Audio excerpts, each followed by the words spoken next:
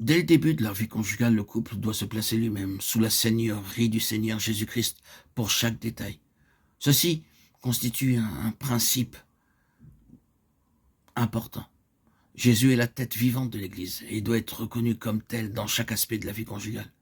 Le Seigneur Jésus-Christ devint la tête de la famille de Béthanie, comme nous le voyons dans Jean 12, 1 à 3. Au début, Marie et Marthe recevaient le Seigneur Jésus-Christ comme un invité d'honneur. Le Seigneur permit la mort et la tristesse dans le foyer afin qu'elle puisse expérimenter la puissance de la résurrection ou la puissance sur la mort. Personne n'a jamais conquis la mort. Lorsque le Seigneur Jésus-Christ dit « Lazare, sort », celui qui était dans le tombeau depuis 4 jours sortit immédiatement. Le Seigneur Jésus-Christ lui-même est la résurrection et la vie, selon Jean 11, 25.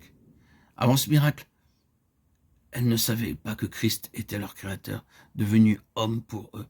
Lorsqu'elles reconnurent qu'il était Dieu lui-même, Marthe et Marie lui donnèrent toute la responsabilité de leur vie et de leur foyer.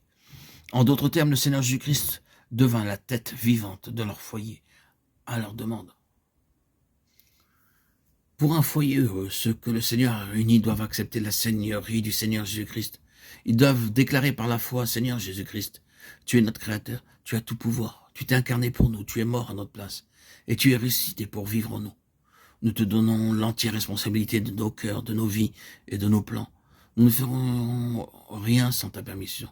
C'est ainsi qu'ils devraient commencer leur vie conjugale. Le mari devrait dire, Seigneur Jésus-Christ, ceci est ton foyer, nous sommes tes enfants.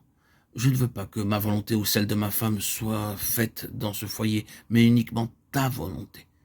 De la même façon, l'épouse devrait aussi reconnaître la seigneurie du Seigneur Jésus-Christ et dire, oui Seigneur, ceci n'est pas mon foyer, ni ma volonté, ni celle de mon mari, mais uniquement ta volonté doit se réaliser dans ce foyer.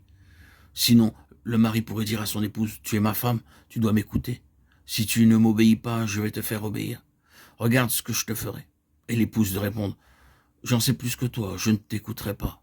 C'est ainsi que commence la querelle. Au début, ils se querellent, les portes et les fenêtres fermées. Quelque temps après, cela se fait ouvertement, même dans les rues.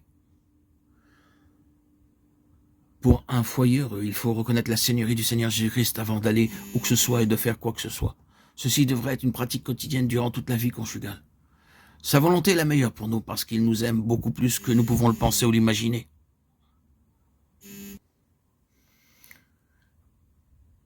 Pour un foyer heureux, il faut reconnaître la seigneurie du Seigneur Jésus-Christ avant d'aller où que ce soit et de faire quoi que ce soit.